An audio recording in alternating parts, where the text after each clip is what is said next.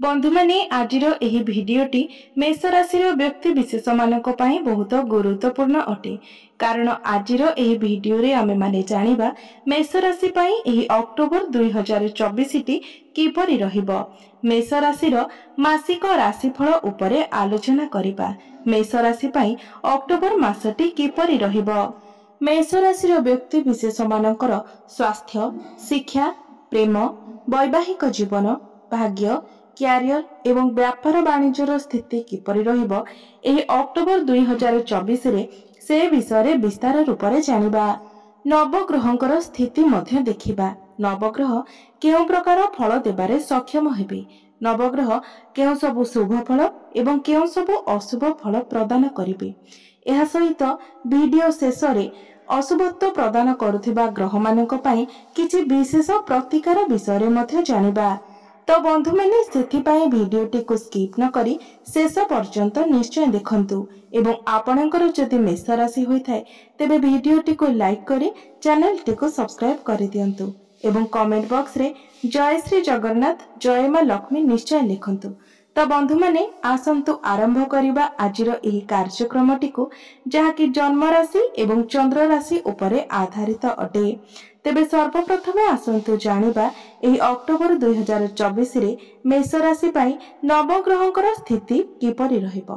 तो बंधु माने आमर जो राशि चक्र अछि राशि चक्रर 12 गोटी राशि मध्यरु प्रथम राशि हेउछि मेष राशि एवं मेष राशि राष्ट्राधिपति हेउछंती मंगल एवं मंगल आपणकर तृतीय भावरे विराजमान अछंती।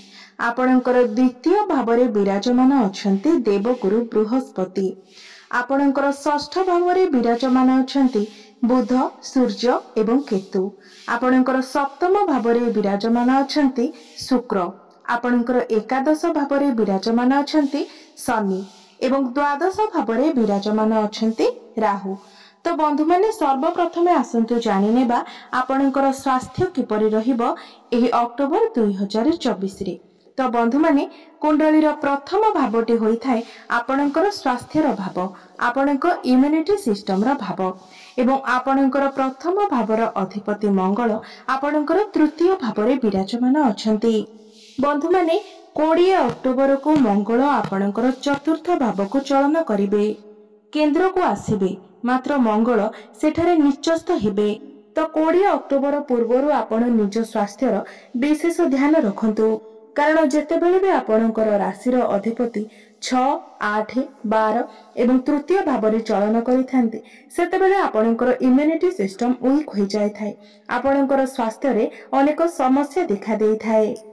तो आपण थक्का अनुभव करिथांती एवं बहुत अधिक ट्रैवल करी मध्य सेथिपाई आपण थक्कापण अनुभव करिथांती। आपणकर मन रे अशांति देखा देई थाए। आपणकर माइंड डाइवर्ट होई थाए। कोनोसी कथा को नै कि आपण ओवर थिंकिंग करिथांती जहा फल रे आपणकर मानसिक चिंता बढ़ी पारे। 20 अक्टोबर पूर्वरु आपण छोट मोट जगह को अधिक यात्रा करि पारंती जहा फल रे आपणको थक्कापण अनुभव होई पारे एवं मुंड बिंधा भली समस्या मध्य देखा देई पारे। मात्र 20 अक्टोबर परे आपणकर स्वास्थ्य रे सामान्य सुधार आसीबो। 20 अक्टोबर परे आपणकर स्वास्थ्य रे सामान्य सुधार आसीबो। तो एही मासरे आपण निजर स्वास्थ्य प्रति विशेष ध्यान रखंतु। एबे जानिबा आपणकर शिक्षा क्षेत्र किपरि रहिबो एही अक्टोबर 2024 रे। तो बंधु माने कुंडलीर पंचम भावटी होइथाय आपणकर शिक्षार भाव। तो आसंतु जानिबा विद्यार्थी मानक पई किपरि रहिबो एही अक्टोबर 2024 एवं आपणक पंचम भावर अधिपति हेउछंती सूर्य एवं सूर्य आपणकर षष्ठ भावरे विराजमान अछंती। तो बंधु माने मु आपणको प्रथमरो कहि सारिछि जे षष्ठ गृहटी को कुंडली रे भलो बोली माना जाय न थाए। तो सूर्य आपणकर षष्ठ गृह रे दुर्बल अवस्था रे अछंती। एहार माने हेउछि जे आपणकर मन एही समय अस्थिर रहि पारे। आपणकर माइंड डाइवर्ट होई पारे। आपणकर मन पाठ पढ़ारे लागि न पारे। मास आरंभरु 16 अक्टोबर पर्यंत आपणकर माइंड डाइवर्ट होई पारे। आपण अन्य मनस्क होई पारंती। आपणकर पाठ पढ़ारे किछि समस्या देखा देई पारे। आपणकर मन पाठ पढ़ारु छाडी अन्य आडे लागि पारे। ସେଥିପାଇଁ ଆପଣ 16 ଅକ୍ଟୋବର ପର୍ଯ୍ୟନ୍ତ ନିଜର ମନକୁ ନିୟନ୍ତ୍ରଣରେ ରଖନ୍ତୁ, ନିଜକୁ ଷ୍ଟେବଲ ରଖନ୍ତୁ। ଆପଣ କିପରି ପାଠ ପଢ଼ାରେ ଅଧିକ ସମୟ ଦେଇପାରିବେ ସେଥିପାଇଁ ନିଜକୁ ଚେଷ୍ଟା କରନ୍ତୁ। ଆପଣ ନିଜର ମନକୁ ଏକାଗ୍ର କରନ୍ତୁ, ଏକାଗ୍ରଚିତ ହୋଇ ପାଠ ପଢ଼ିବା ପାଇଁ ଚେଷ୍ଟା କରନ୍ତୁ। 16 ଅକ୍ଟୋବର ପୂର୍ବରୁ ଆପଣ ଆପଣଙ୍କର ପାଠ ପଢ଼ାରେ କୌଣସି ବି ବଡ଼ ଡିସିସନ ନିଅନ୍ତୁ ନାହିଁ, କାରଣ ଭବିଷ୍ୟତରେ ଆପଣଙ୍କ ପାଇଁ ସମସ୍ୟା ଉପୁଜିପାରେ। ଯେତେବେଳେ 17 ଅକ୍ଟୋବରକୁ ସୂର୍ଯ୍ୟ ଆପଣଙ୍କର ସପ୍ତମ ଭାବକୁ ଚଳନ କରିବେ, କେନ୍ଦ୍ରକୁ ଚଳନ କରିବେ, ସେତେବେଳେ ଆପଣଙ୍କର ପାଠପଢ଼ାର ସ୍ଥିତି ବହୁତ ଭଲ ରହିବ। ଆପଣ ଏହି ସମୟରେ ନିଜର ପାଠପଢ଼ାକୁ ନେଇକି କିଛି ବି ଡିସିସନ ନେଇପାରିବେ, ସେଥିରେ ଆପଣଙ୍କୁ ସଫଳତା ମିଳିବ। ପାଠପଢ଼ାରେ ଏହି ସମୟରେ ଆପଣ ବହୁତ ଅଧିକ ଉନ୍ନତି କରିବେ ଏବଂ ଏହି ସମୟରେ ଯଦି ଆପଣଙ୍କର କୌଣସି ଏକ୍ଜାମ ଅଛି ତ ସେଥିରେ ମଧ୍ୟ ଆପଣ ନିଶ୍ଚିତ ରୂପରେ ସକ୍ସେସ୍ ହେବେ। ଆପଣ ଆପଣଙ୍କର ଉଚ୍ଚଶିକ୍ଷା କରିବା ପାଇଁ ବାହାରକୁ ଯାଇପାରନ୍ତି, କୌଣସି ନୂତନ ସ୍ଥାନରେ ଆପଣ ଆଡମିସନ ନେଇପାରନ୍ତି। ତ ସବୁ ଦୃଷ୍ଟିରୁ ଦେଖିବାକୁ ଗଲେ 17 ଅକ୍ଟୋବର ପରେ ଆପଣଙ୍କର ପାଠପଢ଼ାର ସ୍ଥିତି ବହୁତ ଭଲ ଅଛି, କାରଣ ସୂର୍ଯ୍ୟ ଆପଣଙ୍କର ସପ୍ତମ ଭାବକୁ ଚଳନ କରିବେ। ଏବେ ଆସନ୍ତୁ ଜାଣିବା ଆପଣଙ୍କର ପ୍ରେମ ଜୀବନ କିପରି ରହିବ ଏହି ଅକ୍ଟୋବର 2024ରେ। ତ ବନ୍ଧୁମାନେ, କୁଣ୍ଡଳୀର ପଞ୍ଚମ ଭାବଟି ହୋଇଥାଏ ଆପଣଙ୍କର ଶିକ୍ଷାର ଭାବ, ସେହିଭଳି ପଞ୍ଚମ ଭାବଟି ହୋଇଥାଏ ମଧ୍ୟ ଆପଣଙ୍କର ପ୍ରେମ ଜୀବନର ଭାବ, ଆପଣଙ୍କ ସନ୍ତାନର ଭାବ ଏବଂ ଆପଣଙ୍କର ପଞ୍ଚମ ଭାବର ଅଧିପତି ହେଉଛନ୍ତି ସୂର୍ଯ୍ୟ, ଯିଏକି ଆପଣଙ୍କର ଷଷ୍ଠ ଭାବରେ 17 ଅକ୍ଟୋବର ପର୍ଯ୍ୟନ୍ତ ବିରାଜମାନ ରହିବେ। ତ 17 ଅକ୍ଟୋବର ପର୍ଯ୍ୟନ୍ତ ସୂର୍ଯ୍ୟ ଆପଣଙ୍କର ଷଷ୍ଠ ଭାବରେ ରହିବେ, ସେ ପର୍ଯ୍ୟନ୍ତ ଆପଣ ନିଜ ପ୍ରେମ ଜୀବନ ଉପରେ ବିଶେଷ ଧ୍ୟାନ ଦିଅନ୍ତୁ। ଆପଣଙ୍କର ପାର୍ଟନରଙ୍କର ସ୍ୱାସ୍ଥ୍ୟରେ କିଛିଟା ସମସ୍ୟା ଦେଖାଦେଇପାରେ। ଆପଣ ଦୁଇ ଜଣଙ୍କ ମଧ୍ୟରେ ଏହି ସମୟରେ ମନାନ୍ତର ମତାନ୍ତର ହୋଇପାରେ। ଆପଣଙ୍କ ମଧ୍ୟରେ ଏହି ସମୟରେ ତାଳମେଳ ଠିକ ରହିବ ନାହିଁ। ଆପଣଙ୍କ ଭିତରେ ଏହି ସମୟରେ ମିସ୍ଅଣ୍ଡରଷ୍ଟାଣ୍ଡିଂ, ମିସ୍କମ୍ୟୁନିକେସନ ହୋଇପାରେ। ଛୋଟ ଛୋଟ କଥାକୁ ନେଇକି ଆପଣଙ୍କ ଭିତରେ କଳି ଝଗଡ଼ା ହୋଇପାରେ।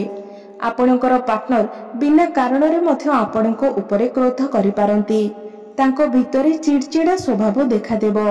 ମାତ୍ର 17 ଅକ୍ଟୋବର ପରେ ଯେତେବେଳେ ସୂର୍ଯ୍ୟ ଆପଣଙ୍କର କେନ୍ଦ୍ରକୁ ଚଳନ କରିବେ, ଆପଣଙ୍କର ସପ୍ତମ ଭାବକୁ ଚଳନ କରିବେ, ତ ଆପଣଙ୍କ ପ୍ରେମ ଜୀବନରେ ପୂର୍ବରୁ ଯାହା ବି କିଛି ସମସ୍ୟା ରହିଥିଲା ସେ ସବୁ ସମସ୍ୟାର ସମାଧାନ ହୋଇଯିବ। ଆପଣ ଦୁଇ ଜଣଙ୍କ ମଧ୍ୟରେ ଭଲ ପାଇବା ବଢ଼ିବ, ଆପଣଙ୍କ ମଧ୍ୟରେ ତାଳମେଳ ଭଲ ରହିବ। ଆପଣ ଦୁଇ ଜଣ ମିଶି ଗୋଟିଏ ବଡ଼ ଡିସିସନ ନେଇପାରନ୍ତି। ଆପଣଙ୍କର ଭଲ ପାଇବା ବିବାହର ରୂପ ମଧ୍ୟ ନେଇପାରେ ଏବଂ ଯେଉଁମାନଙ୍କର କଥାବାର୍ତ୍ତା ବନ୍ଦ ହୋଇଯାଇଥିଲା ତ ସେମାନଙ୍କର ପୁଣି ଥରେ କଥାବାର୍ତ୍ତା ହୋଇପାରେ। ତ ସବୁ ଦୃଷ୍ଟିରୁ ଦେଖିବାକୁ ଗଲେ 17 ଅକ୍ଟୋବର ପରେ ଆପଣଙ୍କର ପ୍ରେମ ଜୀବନ ଭଲ ରହିବ। ପୂର୍ବରୁ ଯାହା ବି କିଛି ସମସ୍ୟା ଥିଲା ସେ ସବୁ ସମସ୍ୟାର ସମାଧାନ ହୋଇଯିବ। ଏବେ ଆସନ୍ତୁ ଜାଣିବା ଆପଣଙ୍କର ବୈବାହିକ ଜୀବନ କିପରି ରହିବ ଏହି ଅକ୍ଟୋବର 2024ରେ। ତ ବନ୍ଧୁମାନେ, କୁଣ୍ଡଳୀର ସପ୍ତମ ଭାବଟି ହୋଇଥାଏ ଆପଣଙ୍କର ବୈବାହିକ ଜୀବନର ଭାବ, ଆପଣଙ୍କ ଜୀବନ ସାଥୀର ଭାବ ଏବଂ ଆପଣଙ୍କର ସପ୍ତମ ଭାବର ଅଧିପତି ହେଉଛନ୍ତି ଶୁକ୍ର ଏବଂ ଶୁକ୍ର ସପ୍ତମ ଭାବରେ ହିଁ ବିରାଜମାନ ଅଛନ୍ତି। ମାତ୍ର 13 ଅକ୍ଟୋବରକୁ ଶୁକ୍ର ଆପଣଙ୍କର ଅଷ୍ଟମ ଭାବକୁ ଚଳନ କରିବେ। ତ ବନ୍ଧୁମାନେ, 13 ଅକ୍ଟୋବର ପର୍ଯ୍ୟନ୍ତ ଆପଣଙ୍କର ବୈବାହିକ ଜୀବନ ବହୁତ ଭଲ ରହିବ। ଆପଣ ଦୁଇ ଜଣଙ୍କ ମଧ୍ୟରେ ଭଲ ପାଇବା ବଢ଼ିବ, ତାଳମେଳ ଭଲ ରହିବ। ଆପଣ ଦୁଇ ଜଣ ମିଶି କିଛି ଫ୍ୟାମିଲି ପ୍ଲାନିଂ କରିପାରନ୍ତି ଏବଂ ଯେଉଁମାନେ ସନ୍ତାନର କାମନା ରଖୁଥିଲେ ସେମାନଙ୍କୁ ସନ୍ତାନ ସୁଖ ମଧ୍ୟ ପ୍ରାପ୍ତି ହେବ। ଏହି ସମୟରେ ଆପଣଙ୍କର ଲାଇଫ ପାର୍ଟନର ଆକର୍ଷକ ଦେଖାଯିବେ, ଅର୍ଥାତ୍ ତାଙ୍କର ଚେହେରାରେ ଉଜ୍ଜ୍ୱଳତା ଦେଖାଯିବ, କାରଣ ଶୁକ୍ର ଆପଣଙ୍କର ସପ୍ତମ ଭାବରେ ବହୁତ ବଳବାନ ସ୍ଥିତିରେ ଅଛନ୍ତି। ଏହି ସମୟରେ ଆପଣଙ୍କୁ ସମସ୍ତ ପ୍ରକାରର ଭୌତିକ ସୁଖ ମଧ୍ୟ ପ୍ରାପ୍ତି ହେବ, କାରଣ ଶୁକ୍ର ସମସ୍ତ ଭୌତିକ ସୁଖର କାରକ ଅଟନ୍ତି। ମାତ୍ର 13 ଅକ୍ଟୋବରକୁ ଶୁକ୍ର ଯେତେବେଳେ ଆପଣଙ୍କର ଅଷ୍ଟମ ଭାବକୁ ଚଳନ କରିବେ, ସେତେବେଳେ ଆପଣଙ୍କର ବୈବାହିକ ଜୀବନରେ କିଛିଟା ସମସ୍ୟା ଦେଖାଦେବ। ଆପଣଙ୍କ ଲାଇଫ ପାର୍ଟନରଙ୍କର ସ୍ୱାସ୍ଥ୍ୟରେ କିଛିଟା ସମସ୍ୟା ଦେଖାଦେଇପାରେ, ତ ଏଥିପ୍ରତି ଆପଣ ଟିକେ ଧ୍ୟାନ ଦେବେ। ଆପଣଙ୍କ ମଧ୍ୟରେ ହଠାତ୍ କିନା କିଛି କଳି ଝଗଡ଼ା ମଧ୍ୟ ହୋଇପାରେ। ଏହି ସମୟରେ ଆପଣଙ୍କର ମିସ୍ଅଣ୍ଡରଷ୍ଟାଣ୍ଡିଂ, ମିସ୍କମ୍ୟୁନିକେସନ ହୋଇପାରେ, ଆପଣଙ୍କ ମଧ୍ୟରେ ତାଳମେଳ ଠିକ ନ ରହିପାରେ, ତ ଏଥିପ୍ରତି ଆପଣ ବିଶେଷ ଧ୍ୟାନ ଦେବେ। एबे आसन्तु जानिबा सबुठारु गुरुत्वपूर्ण विषयवस्तु आपणकर भाग्य क्यारियर एवं व्यापार वाणिज्यर स्थिति किपरि रहिबो एही अक्टोबर 2024 रे। तो बंधु माने आपणक कुंडलीर नवम भावटी होइथाय आपणकर भाग्यर भाव एवं दशम भावटी होइथाय आपणकर क्यारियर भाव एवं आपणक नवम भावर अधिपति हेउछन्ति देवगुरु बृहस्पति जे कि आपणकर द्वितीय भावरे विराजमान अछन्ति। तो बंधु माने आपणकर द्वितीय भावरे गुरुंकर स्थिति बहुत भल रहुछि। मात्र गुरु आपणकर षष्ठ एवं अष्टम भाव को दृष्टि देउछन्ति जहा फलरे आपणकर भाग्य तो भल रहिबो मात्र प्रत्येक कार्य विलंब देखा देबो अर्थात 2 दिनर कार्य आपणकर 5 दिन 7 दिन मध्य लागि पारे। कार्य समस्या आसिले मध्य सेही कार्य आपणकर निश्चित भावरे संपूर्ण हेबो। आपण जदि कठिन परिश्रम करिवे तो भाग्य निश्चित रूप से आपणकर साथ देबो। जदि आपण किछि बड़ कार्य करिबा पई चाहुचंती किबा कोनोसी बड़ इन्वेस्टमेंट करिबा पई चाहुचंती किबा कोनोसी शुभ मांगलिक कार्यर आयोजन करिबा पई चाहुचंती तेबे 17 अक्टोबर परे करंतु समय आपणक पई शुभ रहिबो। भाग्य आपणकर साथ देबो कारण सेतेबेले सूर्य आपणकर सप्तम भाव को अर्थात केंद्र को चलन करिवे एवं मंगल मध्य केंद्र को आसीबे जहा फलरे भाग्य आपणकर साथ देबो। शेयर मार्केट स्टॉक मार्केट एवं ट्रेडिंग रे कार्य करुथिबा व्यक्ति मानक पई 17 अक्टोबर परे समय शुभ रहिबो। सेमानकु हठात लाभ प्राप्ति होई पारे आकस्मिक धन लाभ होई पारे। एबे आसंतु जानिबा आपणकर क्यारियर किपरि रहिबो एही अक्टोबर 2024 रे। तो बंधु माने कुंडलीर दशम भावटी होइथाय आपणकर क्यारियर भाव आपणकर कार्य क्षेत्रर भाव एवं आपणकर दशम भावर अधिपति हेउछन्ति शनि एवं शनि आपणकर एकादश भावरे विराजमान अछन्ति निजर स्वगृह रे विराजमान अछन्ति। तो बंधु माने एठारे शनिदेव भल स्थिति रे तो अछन्ति मात्र 14 नवेम्बर पर्यंत शनि बक्री अवस्था अछन्ति। तो आपणकर काम कार्य रे टिके मन न लागि पारे एवं केबे केबे आपण बहुत अधिक भाबी पारंती कोनोसी कथा को नेकी ओभर थिंकिंग करि पारंती आपणकर लाभ को नेकी इनकम को नै ग्रोथ को नै आपण बहुत अधिक चिंता करि पारंती। आपण एमिति भाबी पारंती जे मोर जेतिकी इनकम हेबा कथा ताहा हेउ नाही कर्म अनुसार मते फल प्राप्ति हेउ नाही। एही समय आपणकर मन को एही परि भावना आसी पारे एही परि आशंका आसी पारे एवं आपणक भितरे टिके आलस्य भाव मध्य देखा देई पारे। काम कार्य रे आपणकर मन लागि न पारे आपणको काम कार्य रे सफलता तो मिलिबो मात्र टिके विलंब रे मिलिबो। एही समय आपणक भितरे टिके जिद्दीपन देखा देई पारे। तो आपण आलस्य को त्याग करी निजर काम कार्य रे अधिक मनोनिवेश करबा पई चेष्टा करंतु। आपण जेते अधिक परिश्रम करिवे आपणको सेते अधिक सफलता प्राप्ति हेबो कारण शनिदेव एठारे बक्री अवस्था रे अछंती। एबे आसंतु जानिबा आपणकर व्यापार वाणिज्यर स्थिति किपरि रहिबो एही अक्टोबर 2024 रे। तो बंधु माने कुंडलीर सप्तम भावटी होइथाय आपणकर व्यापार वाणिज्यर भाव एवं आपणकर सप्तम भावर अधिपति हेउछन्ति शुक्र जे कि सप्तम भावरे ही विराजमान अछन्ति बहुत बलवान स्थिति रे मध्य अछन्ति एवं शुक्र हेउछन्ति धनर कारक ग्रह। तो एही मासरे आपणकर व्यापार वाणिज्य बहुत भल अछि आपणकर डेली इनकम रे वृद्धि आसीबो फाइनेंशियल ग्रोथ हेबो आपणकर बैंक बैलेंस बढ़िबो आपण कोनोसी नूतन बिजनेस करबा पाए मध्य चिंता करि पारंती जो मानकर भी स्टेशनरी मॉडलिंग ब्यूटी पार्लर एही सब क्षेत्र रे अछंती तो आपणको निश्चित भाबरे सफलता प्राप्ति हेबो। मात्र 13 अक्टोबर परे आपणकर व्यापार वाणिज्य रे टिके समस्या देखा देई पारे आपणकर बिजनेस रे लॉस होई पारे आकस्मिक क्षति मध्य होई पारे। तो एथि प्रति आपण टिके ध्यान देबे कारण शुक्र आपणकर अष्टम भाव को चलन करिवे।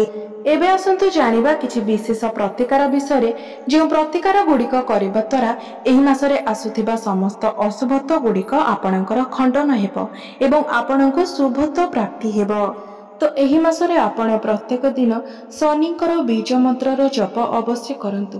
शनिकर बीज मंत्र हेउची ओम प्रांग प्रिंग प्रोंग सह शनिश्चराय नमः। एही मंत्र को आपण प्रत्येक दिन 108 थर जप करंतु।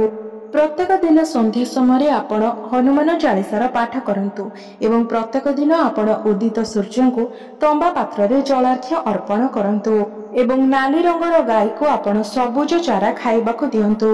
आपणको शुभ फल प्राप्ति हेबो, आपणकर भाग्य रे उन्नति आसीबो। तो बंधु माने आपणकर जीवन मंगलमय हेउ, एहा ही ईश्वरक निकटरे मोर प्रार्थना।